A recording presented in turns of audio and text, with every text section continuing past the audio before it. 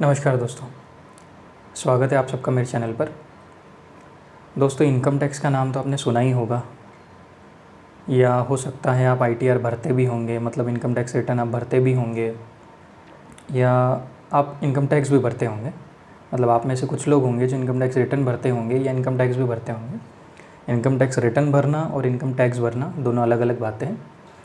तो इस वीडियो में मैं आपको ये बताऊँगा कि ये इनकम टैक्स जो है ये भारत में कब आया, कैसे आया और क्यों आया। यह इस एक्ट का कोई एंशियंट बेस भी है। एंशियंट बेस से मेरा मतलब है कोई पुरातत्व काल में, मतलब ऋषि मुनियों का जब काल था, क्या उसमें भी इसका कोई बेस है इनकम टैक्स का, या कहीं ना कहीं उसमें भी इससे रिलेटेड कोई उल्लेख है उसमें, या इससे रिलेटेड कोई डिटेल है उसमें। तो आइए शुरू करते हैं। पहले मैं पुरातत्व काल की बात करता हूँ कि एंशियंट मतलब एंशियंट जो टाइम था या जो पुराना समय था उसमें इनकम टैक्स का क्या बेस है। incometaxindia.gov.in ये इनकम टैक्स डिपार्टमेंट की ऑफिशियल साइट में से एक है। इस साइट में अगर आप पढ़ेंगे हिस्ट्री ऑफ इनकम टैक्स के बारे में, तो वहाँ पे एक छोटा सा पैराग्राफ है। वैसे तो काफ़ी डिटेल में लिखा हुआ है, मैं आपको उसमें से एक छोटा पैराग्राफ बता रहा हूँ। उस पैराग्राफ में ये बताया हुआ है कि अर्थशास्त्र और मनुस्मृति इन दोनों में जिक्र है कि भाई एक जो राजा है या जो एक किंग है वो अपनी प्रजा से टैक्स ले सकता है। और उसके पीछे आप सभी जानते हैं कि इसके पीछे क्या कारण होगा कि भाई राजा को अपना राज्य चलाना है। वैसे भी वो प्रजा के सुख के लिए चलाता है ताकि प्रजा को फैसिलिटीज़ मिले, और वो भी कहीं ना कहीं आज के ज़माने में वो बात लागू ही होती है। हालांकि उसके तरीके बदल गए हैं, अलग अलग तरीके हो गए हैं, डेमोक्रेसी है कहीं पे, जो भी अलग अलग रूल है वर्ल्ड वाइड।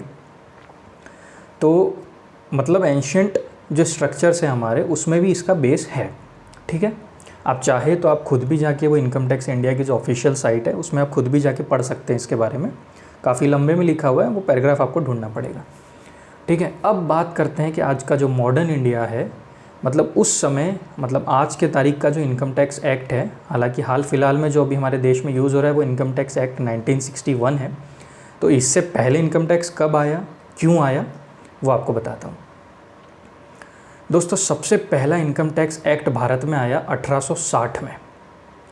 जेम्स विल्सन करके उनका नाम है। उन्होंने भारत का पहला यूनियन बजट पेश किया और उसमें पहली बार इनकम टैक्स एक्ट भारत में आया।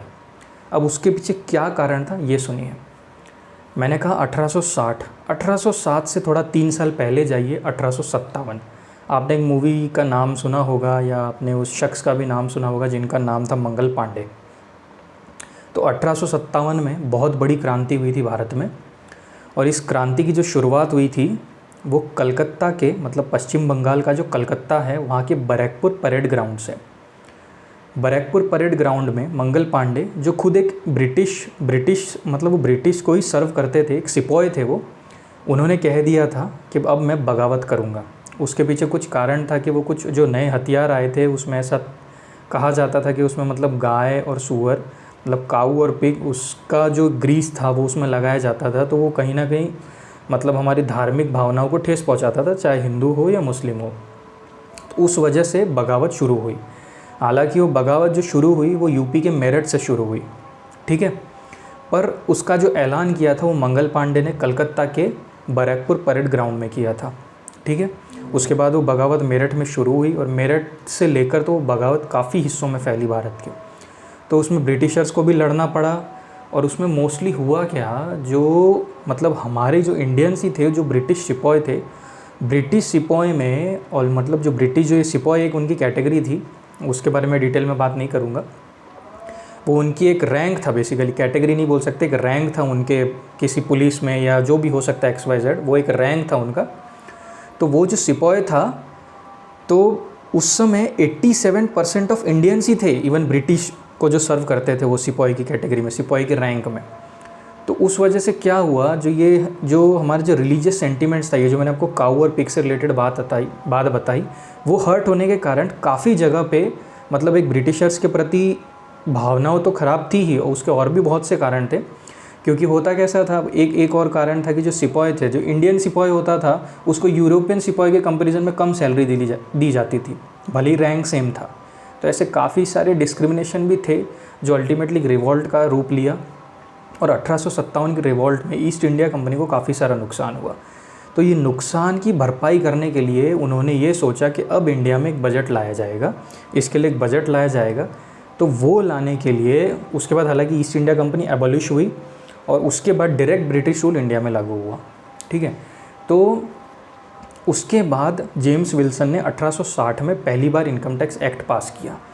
इसमें 4 तरह की इनकम थी, मतलब अलग अलग तरह की। जैसे आज जो इनकम टैक्स एक्ट है जो करंट जो चल रहा है उसमें 5 तरह की है, उसमें 4 तरह की थी। तो वो पहली बार लागू हुआ। उसके बाद 1886 में फिर उसमें अमेंडमेंट हुआ, फिर नया इनकम टैक्स एक्ट आया। उसके बाद 1918 में फिर से नया इनकम टैक्स एक्ट पास हुआ। फिर उसके 4 साल बाद मतलब 1922 में फिर एक नया इनकम टैक्स एक्ट पास हुआ, और वो मतलब जो ब्रिटिश इंडिया था, जब हम ब्रिटिशर्स के अधीन थे, वो एक्ट फाइनल माना गया। उसके बाद आज़ादी पाते तक हमारे देश में कोई भी नया इनकम टैक्स एक्ट पास नहीं हुआ। 1947 में हमें आज़ादी मिली ब्रिटिश हुकूमत से। तो तब ये जो 1922 वाला एक्ट था यही देश में एग्जिस्ट कर रहा था, यही देश में मौजूद था। उसके बाद ये डिसाइड हुआ, मतलब 1950 में फिर हमारा कॉन्स्टिट्यूशन बना, जो भी कारण था, मतलब ये प्रोसेस थी एक्चुअली। 1947 में देश आज़ाद हुआ, फिर 1950 में हमारा कॉन्स्टिट्यूशन बना, उसके बाद जो लॉज फ्रेम हुए वो हुए।